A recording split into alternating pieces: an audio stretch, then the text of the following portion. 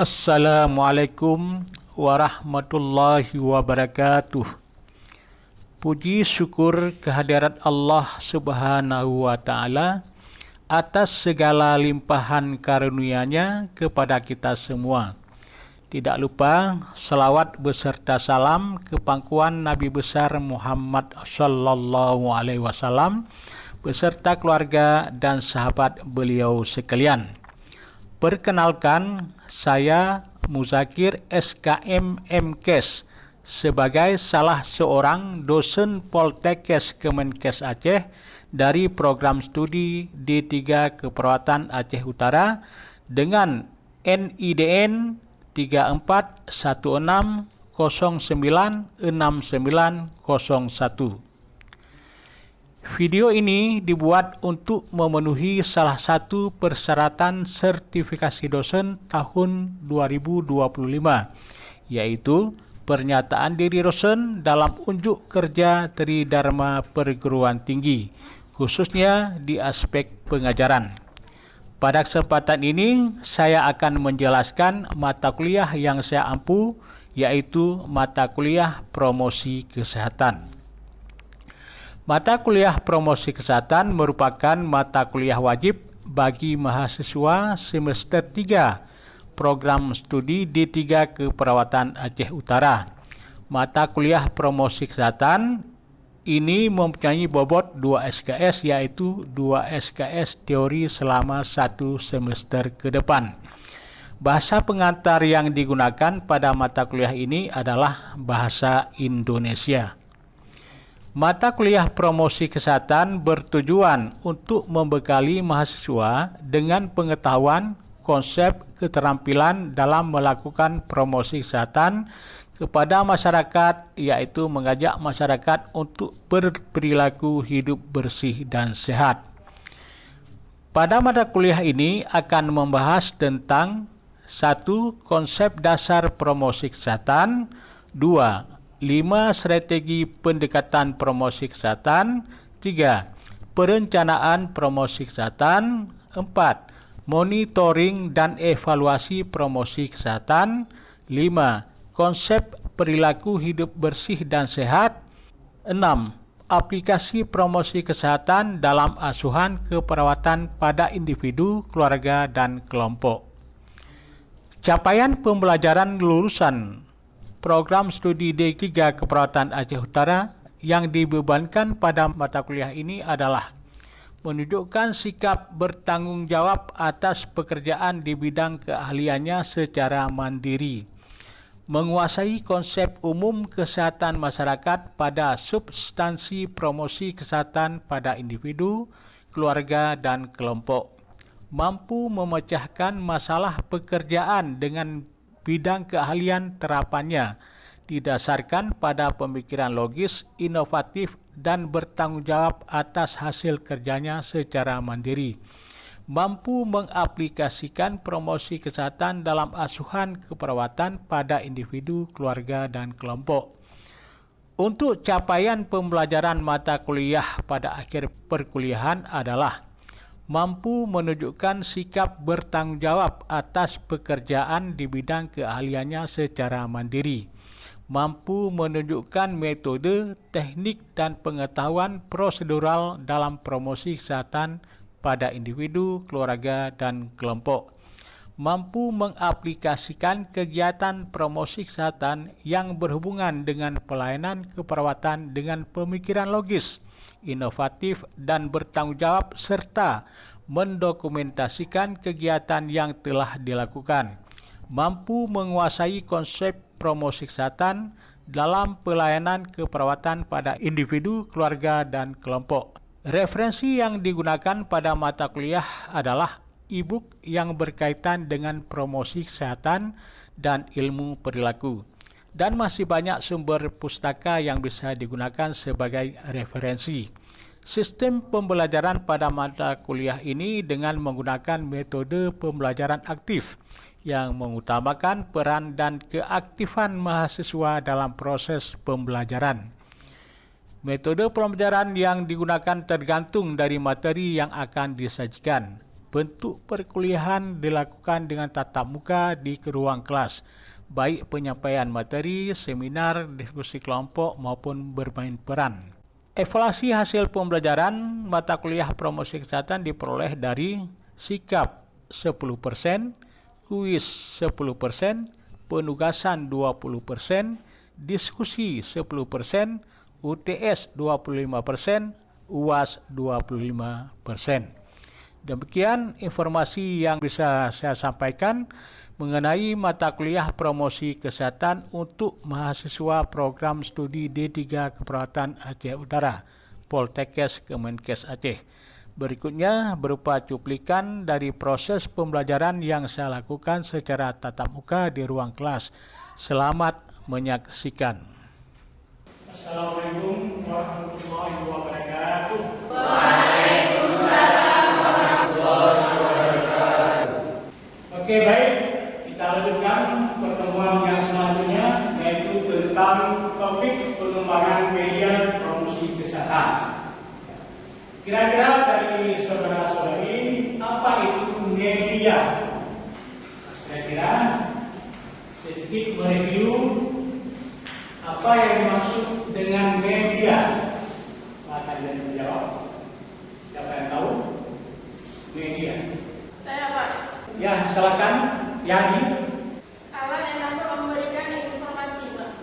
Bagus, benar. Mungkin ada yang lain? Ya Pak. Ya, baik. Muhammad Nizam, silakan menjawab. Media itu adalah alat bantu untuk memberitahu tentang informasi. Bagus sekali ya, tepat sekali saudara Muhammad Nizam. Sebenarnya media itu yang pada intinya adalah alat bantu. Ya, alat bantu. Di saat kita menyampaikan informasi kepada orang lain, kita menggunakan alat supaya terbantu informasi itu efektif tersampaikan. Ya, itu media. Itu secara garis besarnya. Baik, selanjutnya penyerapan materi dalam promosi kesehatan itu dia melalui panca indera. Jadi beda panca indera, beda pengaruhnya dalam penyerapan materi. Ya, di sini kita lihat ya, kalau melalui rasa, itu cuma 1%. Rasa kayak lidah, rasa di kulit 1%. Kemudian kalau melalui sentuhan, ya, itu cuma 2%. Lewat penciuman itu 3%. Terus kalau pendengaran 11%. Dan yang terbanyak itu penglihatan. Ya, kalau kita melihat itu lebih telinga. Ya. Nah, jadi kalau digabungkan, misalnya pendengaran dan penglihatan digabungkan, sudah jadi 94%. Itu lebih mudah diserap informasi. Contohnya televisi, itu kan ada lewat visual dan juga audio. Dengar audio visual itu penyerapannya lebih bagus. Oleh karena itu, seseorang dalam mengambil sesuatu yang baik, bolehnya menggunakan lebih dari satu indera. Lebih banyak indera yang terlibat akan lebih baik penyerapan materi. Dan yang kita lihat, yang bisa kita lihat, 10% dari yang kita baca. Ya, yang kita baca, 20% dari yang kita dengar, 30% dari yang kita lihat, 50% dari yang kita lihat dan kita dengar. Kalau menggabungkan pakai indera itu akan lebih besar. Kemudian 80% dari yang kita ucapkan, 90% dari yang kita ucapkan dan dilakukan. Jadi apapun informasi yang kita dengar, kita lihat, kalau kita lakukan itu akan lebih mudah diingat. Seperti orang salah, dan dilakukan terus kan, lalu dilakukan tidak mudah lupa, akan teringat terus karena dilakukan.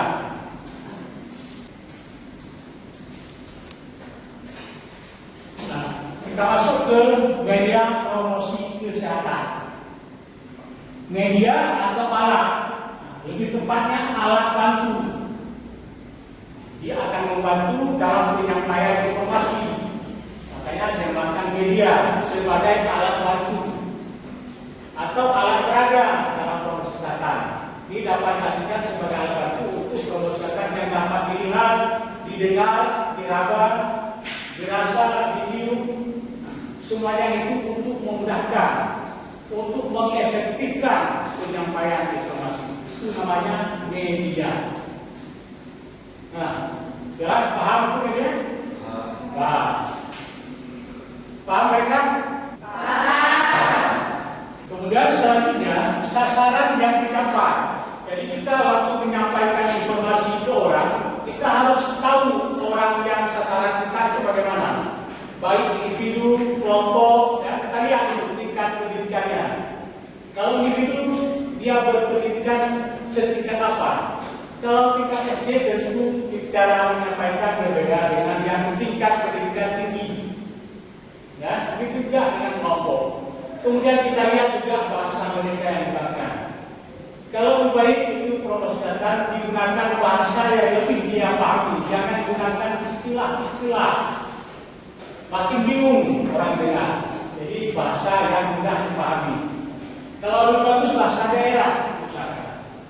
Karena dia lebih tahu bahasa daerah. Selanjutnya ada istiadatnya bagaimana? Kita perlukan ya, dalam informasi. Minat dia, perhatian dia, juga pengetahuan dan pengalaman dia saat kita menyampaikan pesan. Kemudian macam-macam media. Nah, di sini bisa kita lihat macam media. Ada media cetak. Kira-kira apa contoh media cetak? Koran. Koran, tuh. Apa lagi? Leaflet. Leaflet, nah, tuh. Apa lagi? Majalah. Majalah, nah, tuh. Ada lagi banyak yang kita paham kan? Tapi sudah tahu tentang media-media. Cuma tinggal mengasah lagi. Selanjutnya media elektronik. Nah, kira-kira apa contohnya?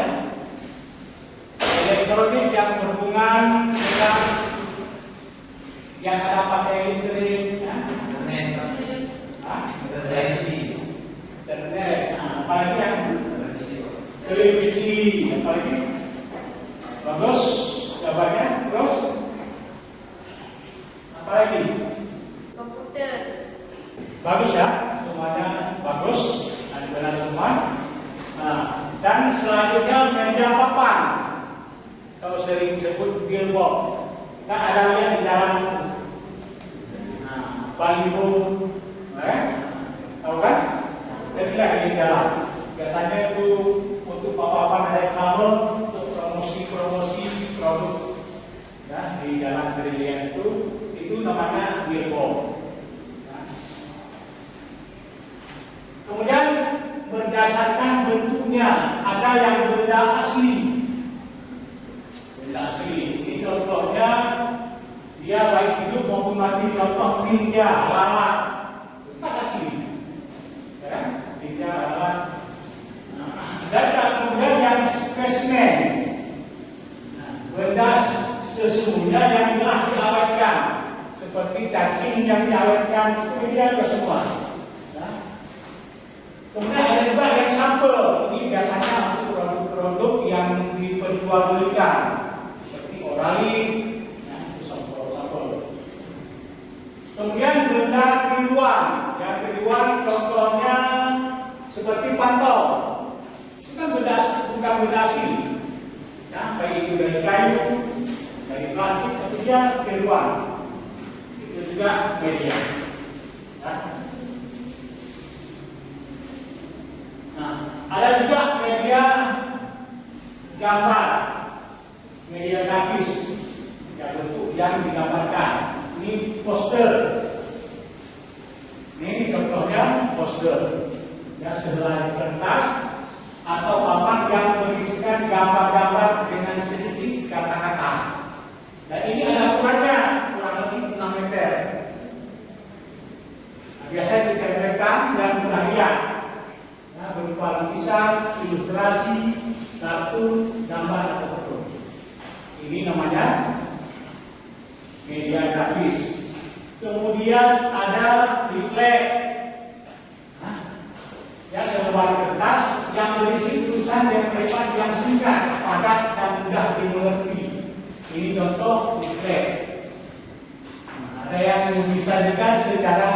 berlipat.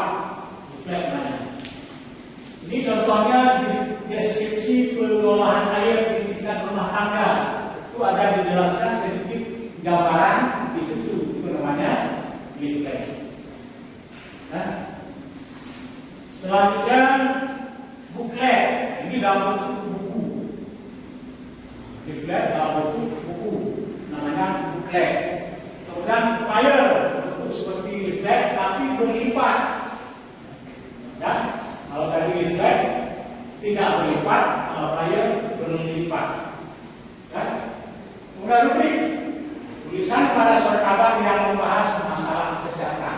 Kita ada membaca di surat kabar di koran, ada bacaan yang namanya rubrik tulisan. Nah, tulisan orang itu bentuk promosi kesehatan juga, tulisan di koran. Nah. Kemudian ada lembar balik atau diucap yang sering kita dengar. Nah, sudah tahu kan hal itu ya? Selanjutnya gambar alat optik. Nah, sini misalnya foto digunakan dalam bentuk album. Dia berlembar-lembar, nanti bisa dibolak-balik. Nah, itu dia, itu bisa jadi media juga. Kemudian dokumentasi lepasan, foto-foto yang berdiri sendiri dan tidak disimpan dalam bentuk album. Yang lepasan. Kalau tadi album, ini tidak album. Itu namanya dokumentasi lepasan. Kemudian slide. Kalau slide ya contohnya seperti ini. Ya, kita paham kan? Slide. Namanya slide.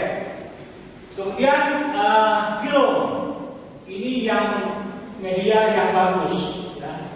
Kalau biasanya promosi kesehatan yang digunakan melalui film itu sebagai media, itu lebih mudah orang terpengaruh, lebih mudah tersampaikan informasi. Karena orang suka nonton film, suka nonton berita daripada kita berikan pengetahuan. Ya. Kita jelaskan ini itu, orang lebih suka mendengar cerita.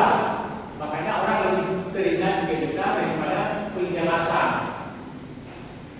Karena dengan film, orang akan lebih mudah mengerti, juga terhibur. Apa dengan?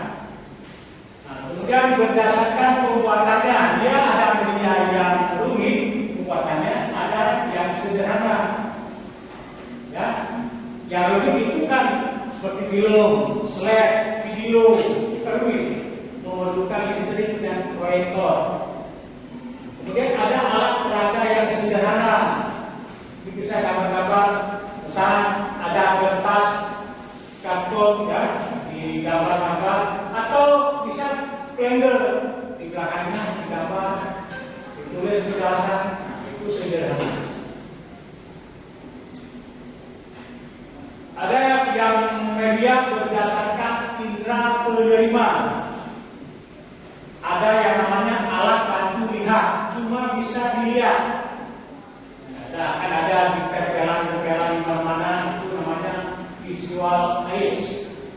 Ya, atau yang bisa dilihat saja, dia tidak bisa didengar, cuma dilihat. Poster-poster gitu. Kemudian alat bantu dengar, ini cuma didengar, nggak bisa dilihat. Contohnya apa contohnya? Cuma didengar. Radio. Radio itu cuma didengar, nggak bisa lihat, nggak bisa ditonton. Orang nggak bisa nonton radio, cuma didengar. Dan alat bantu lihat dan dengar, dia bisa lihat juga bisa didengar. Namanya audio visual aids. Apa? Ya, dia bisa dengar dan juga bisa lihat. Dan media ini yang lebih mudah orang menyerap informasi dan lebih mudah teringat.